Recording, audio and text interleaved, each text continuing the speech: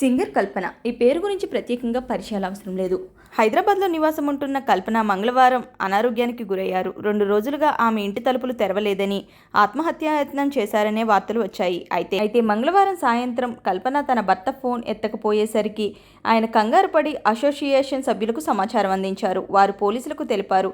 వారొచ్చి ఇంటి తలుపులు బద్దలు కొట్టి చూడగా అప్పటికే సింగర్ కల్పన అపస్మారక స్థితిలో ఉన్నారు. దీంతో ఆమెను స్థానికంగా ఉన్న ఒక ప్రైవేట్ ఆసుపత్రికి తరలించారు. కల్పన ఆరోగ్య పరిస్థితిపై ఆసుపత్రి వైద్యులు హెల్త్ బులెటిన్ విడుదల చేశారు. ఊపిరితిత్తుల్లో నీరు చేరడంతో ఆమెకు వెంటిలేటర్పై చికిత్స అందించామన్నారు. మంగళవారం సాయంత్రం 5:30 గంటల సమయంలో పూర్తి అపస్మారక స్థితిలో ఉన్న సింగర్ కల్పనను ఆసుపత్రికి తీసుకువచ్చారని డాక్టర్ చైతన్య తెలిపారు. నిద్రమాత్రలు ఎక్కువ డోసు తీసుకున్నారని, అందుకే అచేతన స్థితికి చేరారన్నారు. నిద్రమాత్రల డోసు ఎక్కువ అవ్వడంతో ఆమెకు స్టమక్ వాష్ చేశామన్నారు. బ్రీతింగ్ సమస్యలకు పరీక్షలు చేశామని, ప్రస్తుతం పల్మనరీ సమస్య చికిత్స అందిస్తున్నామని వైద్యులు తెలిపారు.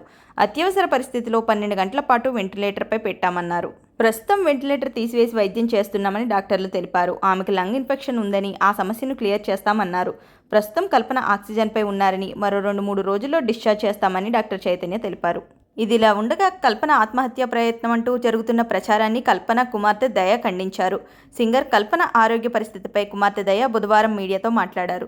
తన తల్లి ఆరోగ్యం నిలకడగా ఉందని తెలిపారు. తన తల్లి ఆత్మహత్యాయత్నం చేయలేదని స్పష్టత ఇచ్చారు. ఆమె ఇటీవల ఇన్సోమ్నియాతో బాధపడుతున్నారు. వైద్యుల సూచనతో మాత్రలు వాడుతున్నారు. అయితే మాత్రలు ఒకంత ఎక్కువ మోతాదులో తీసుకోవడం వల్ల ఆమె అపస్మారక స్థితిలోకి వెళ్లారని ఆమె వివరించారు. అంతే తప్ప ఆమె ఆత్మహత్యాయత్నం చేయలేదు. దయచేసి తప్పుడు కథనాలు ప్రచారం చేయవద్దు. మా కుటుంబం అంతా కలిసి సంతోషంగా ఉన్నామన్నారు. మా తల్లిదండ్రులు ఆనందంగా జీవిస్తున్నారని, త్వరలోనే తల్లి ఇంటికి తిరిగి వస్తారని దయ మీడియాతో చెప్పారు.